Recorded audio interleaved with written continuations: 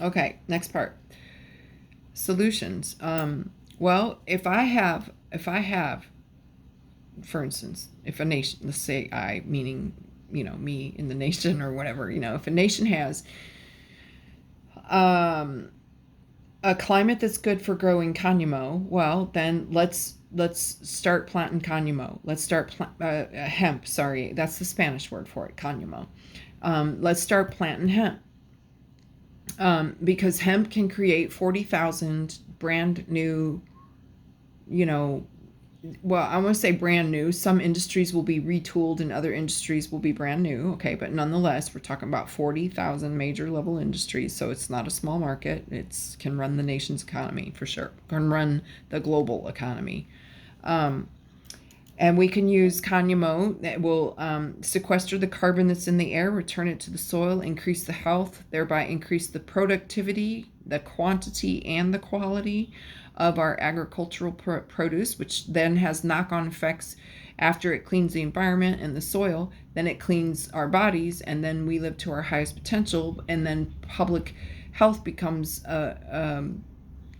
the expense of the so-called public healthcare system is eliminated, and our, like I said, because our productivity and of the agriculture is going to increase. That means everybody's going to have the quantity and the quality of the food that they require to live to their highest potential. So you can't put a price tag on good public health and what comes from that.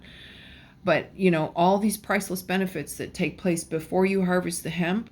Oh, did I mention it can clean up the forever chemicals, the PBOS, um, out of the soil? It can clean that too, right? It's a beautiful plant, cáñamo. And then it can provide 40,000 manufacturing based. That's the economy that you want. It's not a weak and vulnerable service based economy. That's not a good idea. It's not. You need a strong and resilient manufacturing-based economy. So restore the strong and resilient manufacturing-based economy, and then our economy can be based in the fact that our economy is rock solid, and we don't need to necessarily back our currency with gold and silver and oil, or like we have, gold, oil, and drugs. Basically, in God we trust. We can back it in, take your pick, 40,000 major industries with hundreds of, perhaps, like if you go nationwide, you're talking about hundreds of millions of other businesses, large, medium, small, cottage industries, all the way down to the local guy working in his garage. Your economy is going to be strong. You're going to create a lot of jobs. This is the advice I gave to the Trump card at the round table. I did attempt to deliver this advice in person. I tried to go back last year. I was going to go into the nearest PX and pick up my full service dress uniform and go and request a meeting with the commander-in-chief to give him the strategic guidance that he needs to know, because I know he's got a lot of handlers around him and they're blocking him from a lot of information. So, he's the last president. Look, we're going to get this done. We're going to get this done. We're going to get this set in motion, right? And in this way, we create and back our own sovereign, tangible. Did you hear me? I said tangible and not digital. Our own sovereign, tangible currency that, if and when the digital infrastructure that supports the digital stuff is secured and in place, and we can rest assured that it's not going to be taken out with an EMP or a solar flare, then we can start talking about digital. But let's just stay with the tangible for now, okay? That's my recommendation. Now, Trump has other ideas because he's got a lot of influencers in his field with this AI stuff, and I'm still working on him for that. Just stay tuned. But tangible currency is better than digital currency. And this currency, if it can run the entire global economy, if the thing that backs our currency can run the entire global economy, then clearly it has intrinsic, self-evident value. And as such, our currency could be considered worthy of trade in the marketplace. So we can then lift the trade and economic sanctions off of the United States, re-engage in the global marketplace as a clean, renewable, you know, instead of caveman, you know, inbred Momo technology running the world and the economy and sucking Mother Earth's cranial sacral fluid out to fuel combustion engine vehicles and all this other retarded shit. I went on a rant. I get a little passionate about that because it's just so stupid what we do. I'm just saying, it's just dumb. And we can bring in all manner. And once that public health issue goes, just think about it, the frequency. Think about it from an esoteric level. If I'm exchanging a current of energy, a piece of paper at the store to go and buy goods and services, if that same piece of paper, or in the digital form, the so-called US dollar or the Federal Reserve note or whatever you want to call it, if that is what is being used to wage illegal wars of aggression all over the planet and traffic children and this kind of stuff, why would I want to touch it, let alone exchange it with another? I want to destroy it and replace it with something that has obviously value, but something that has honor and integrity and peace. And ye shall know the nature of the tree by the fruit that it bears. Look at the fruit that is born by this debt-based Babylonian cursed money system. All right? Just saying. So many reasons why we have these options and so many options too. So the solutions are just quite literally limitless. And I'm just talking about Kanimo here. Don't get me started about other biomaterials and mycelium especially, and fermented enzymes and all these other things. It's just insane. The solutions are absolutely limitless, and the benefits are absolutely priceless. So that's what I wanted to say about the UCC. Okay. Last thing is, oh gosh, I forgot to mention, after the U.S. was placed under trade and economic sanctions, the United States dollar, aka the Federal Reserve note, was taken out of the basket currencies. Now, what is a basket currency? Look it up. Up until around World War II, around that time frame, I believe the basket currencies at that time was like the yen, the won, the dollar, and the pound.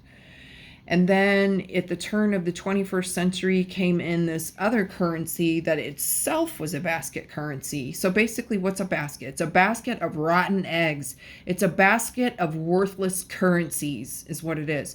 And they put these worthless currencies inside of a basket and say, these are the currencies that you can trade with on the world. And therefore, that makes it valuable because we agree that we can trade in dollars, yen, won, or pounds. Or now the euro. And the euro, like I said, was a basket of other worthless currencies within Europe.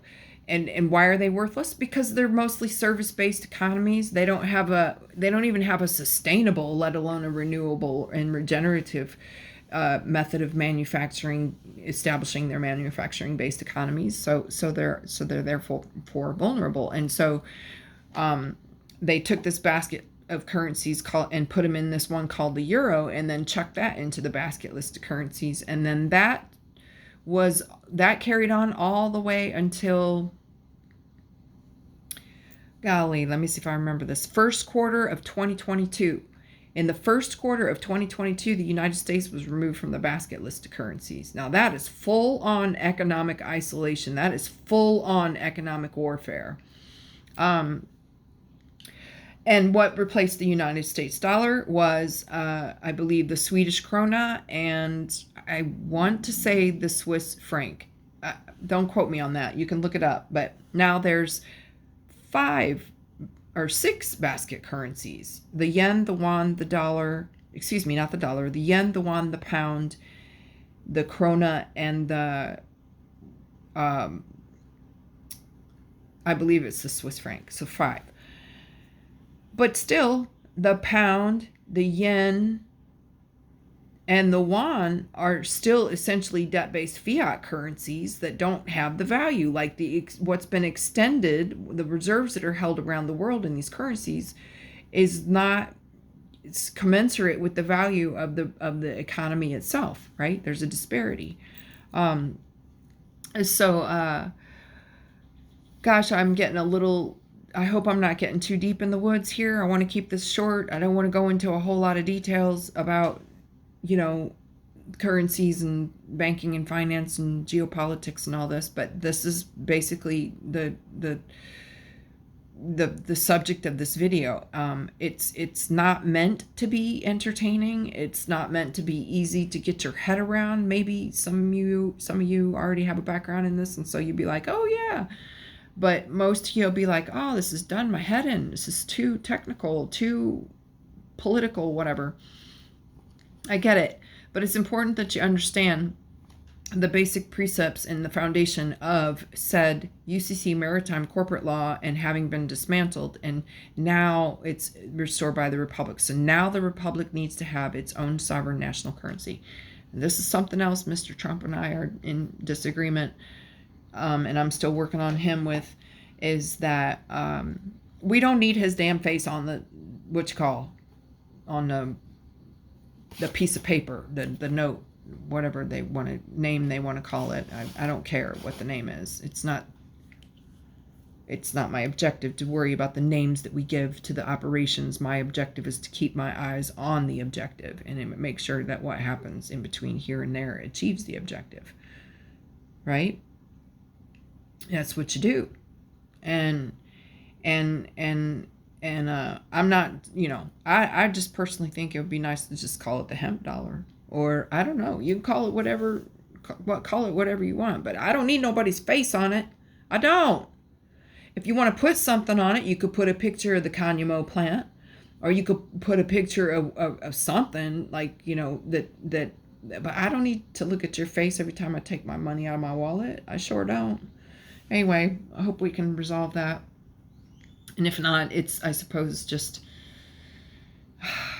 I don't know what it is. It's just a technicality, but you get my point, people, is that the Babylonian cursed money system is coming down. That's a fact. That's written in the stars, and it's told by the stories of the ancestors, and it's just that time. It's a 6,000-year-old curse, and it's just that time again. So, what replaces it? Because, that depends. That depends on what replaces it. Well, if we just sit back and never learn nothing about no geopolitics, banking and world finance, what money is and where it comes from. Big shout out to G. Edward Griffin, intellectual giant of our time. He's in his 90s now. G. Edward Griffin. Read his book, The Creature from Jekyll Island. And there might even be a documentary done about it as well. I believe there is. And then there's Frank Baum, who even predates, he goes back to, I think it was the 18th century, somewhere in there, 19th century, somewhere in there. His name was Frank Baum, and he wrote a book called The Wizard of Oz. Educate yourself about what money is and where it comes from. Educate yourself and take a look around and say, well, what's fueling all this child trafficking and wars of aggression all over the planet? It's this debt-based fiat currency. So how am I in my wildest imagination going to pretend that I can live my life in peace, integrity, honor, and prosperity, and without parasites trying to get in my game and call the shots and make my life miserable, right? How am I gonna say no to those clowns, to those parasites, while I myself am participating in a money system that is, it's as above, so below. It's not hard. It's what you put out, it's what you get back. If we emit a frequency with a currency that cleans the air, cleans the soil, restores public health, reduces crime, provides jobs, and creates a strong economy that's renewable, regenerative, non-toxic, non-polluting, non-invasive, living in good relations and harmony with the earth, huh? If that's what backs our currency, we start trading that around, boom, boom, boom. You see how that works, family? It's all energetic. It's all like this, right? Everything's a ritual. In the esoteric planes, that's where things is. We need to look at it like that and say, you know, we want to raise our families in peace, and we want prosperity and abundance, and we want a clean environment. So if we want all these things, then let's do it. I'm telling you now. I'm gonna close this right now. I'm gonna close this with another shout out. Another shout out to gosh, where do I even start? Lucas Evans. This is just the barely scraping the tip of the iceberg, but there are going to be more people out there. I'm just saying, for starters, get started looking at Lucas Evans at e3agriculture.com, and the hemp rebar that he makes and the other products that he makes out of hemp. Look at Greg Wilson down in Kentucky with his hemp hardwood business. Look at, there's another company in California. It's called Myco Works, and they make mycelium leather, and they have exclusive contract to provide the material to Prada. You think Prada's not a profitable business? Anybody that can put a damn $3, I don't know, $30 worth of handbag materials in a handbag and turn around and sell you that handbag for $5,000, that's a profitable company. So, not saying that the money profit is the objective. The objective is to live in harmony with the earth. The objective is to live in harmony and good peace and goodwill toward all the earth and all the life that is on the earth, all our earthlings, everything, right? So right, but it is just naturally going to be more, it's just naturally going to produce abundance and prosperity in the so-called profit world, right? The money world.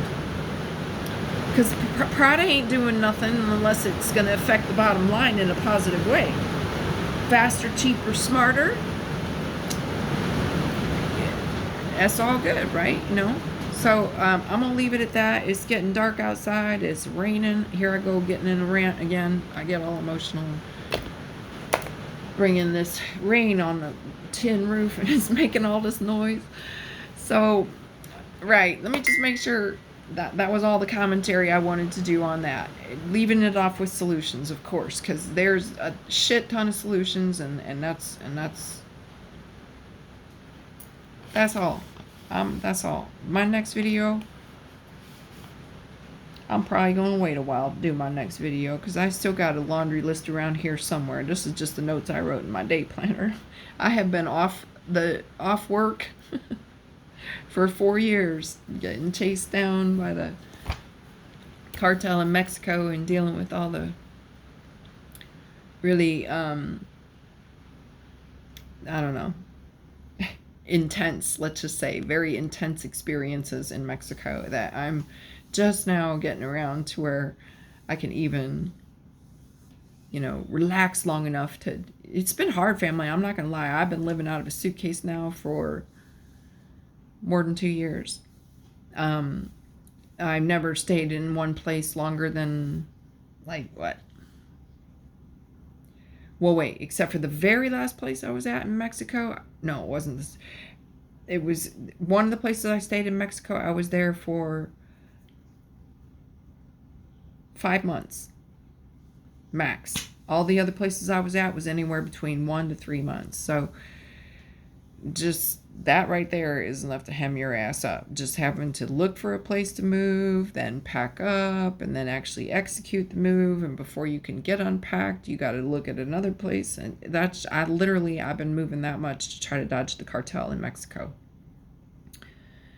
So, I'm here now, and I'm going to get caught up on my list of videos. And of course, if there's anything that anybody in specifically wants me to talk about, name a subject, and I'll see if I can provide you with my insights in on it, in the hope that it is some help to you. Okay, so if this has been helpful to you, family, it's my honor to share it. Please do educate yourself about what money is and where it comes from. Please do look into what is the UCC Maritime Corporate Law and the closing of the U.S. corporation and what that means. And just remember that there's a shit ton of solutions, because we have to take the system down. It's not an option. It's not an option. It's not. The system must come down. So do take these ideas, and not just ideas, but like boots on the ground. This is actually happening. Lucas Evans actually makes hemp steel. Greg Wilson actually makes hemp hardwood. Michael Works actually makes mycelium leather. And I could go on and on and on, but I'm just going to say biomaterials, including mycelium, and fermented enzymes. Just those three vectors right there can retool the entire global economy again and again and again, over and over and over and over. It can satisfy every single need that we have on the planet. Just those three: biomaterials, mycelium, and fermented enzymes. So that'll be my next video. I'll start talking about fermented enzymes, and hope to share some more I'm gonna write this down now, because looky here, I just do not want to forget to make sure I cover at least these three vectors, right? I mean, you might come up with some stuff on your own too, I'm not saying, but just these three right here, that's how we do it. That's how we do it. Nature has a solution for everything. I promise you, she does. All right. And it's time now. I'm going to just remind y'all, Mother Earth needs her cranial sacral fluid. We cannot continue to drill into and rape our Mother Earth and steal her cranial sacral fluid to fuel these antiquated combustion engine vehicles anymore. No. No. We didn't need to do it in the first place, but there we go. Well, I suppose we did need to do it in the first place, because if you don't understand what caveman inbred Momo retarded is, then you have to experience, said caveman stuff to know, to be able to make an informed choice about what you choose. And I don't think anybody's really happy with this caveman stuff. I know I'm not. But just imagine, people, it's true. It's a fact. There's a ton of solutions out there, and we're never, ever, ever without solutions. Ever. If you came out of a womb,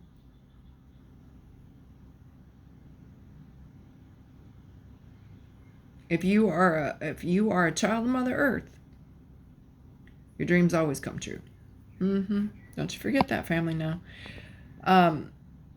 That's about it for today. I will catch up with you the next time, maybe sometime later this week. Ciao for now, family.